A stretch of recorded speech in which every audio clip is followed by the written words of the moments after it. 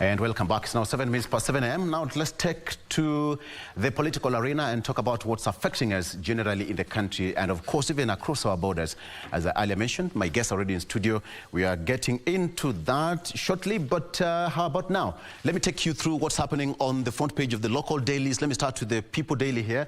On the front page of the People Daily, this was on the splash here. 6 students on their own. This is also on the front page of the People Daily. 6 students on their own.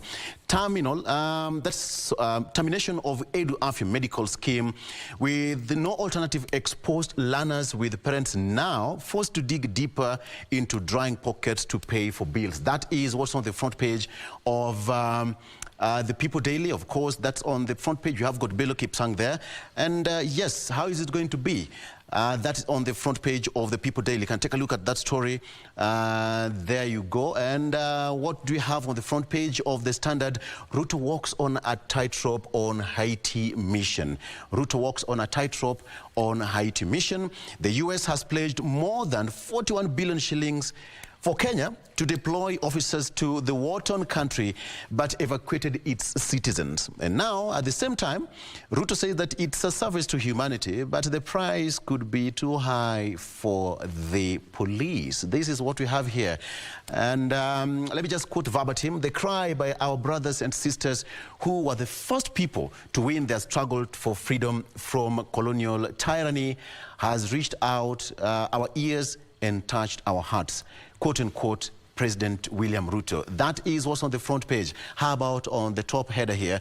Leaders shudder on thought of party elections. That is again on the front page. Counties to get 50 billion shillings less revenue.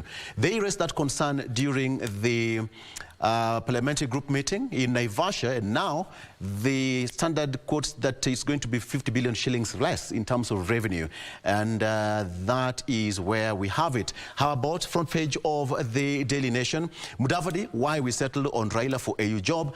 Coming down to the main reader, no reprieve over housing pay cuts. No reprieve over housing pay cuts again.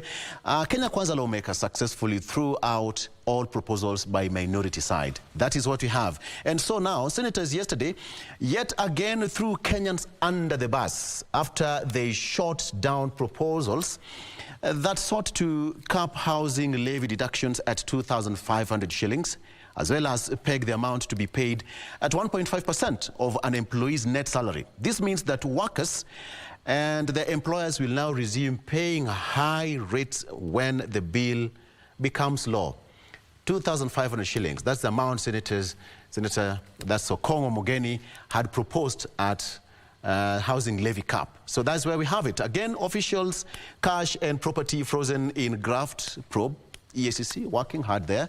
There we have it again. Finally, again, still on the issue of Haiti, Kenya holds Haiti police deployment after Prime Minister resigned. He resigned yesterday. Latest development derails plan, says the PS. Mheshimiwa Makali, let me start with you, and perhaps just start with the front page of the People Daily. What do you make of this? 6 students on their own. I mean, it's been on the headlines for quite some time now, and now People Daily is reporting this. What do you make of this headline?